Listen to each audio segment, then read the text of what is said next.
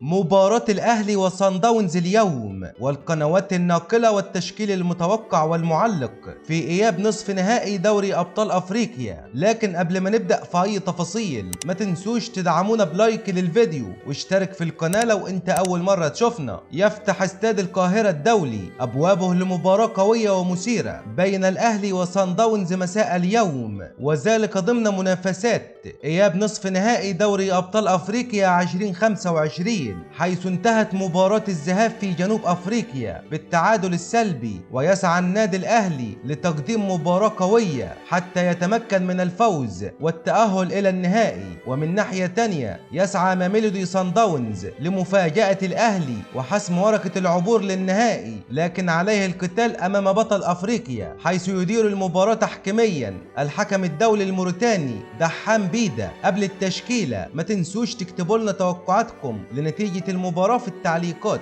وإليكم الآن التشكيل المتوقع للأهلي كما هو موضح أمامكم بالفيديو.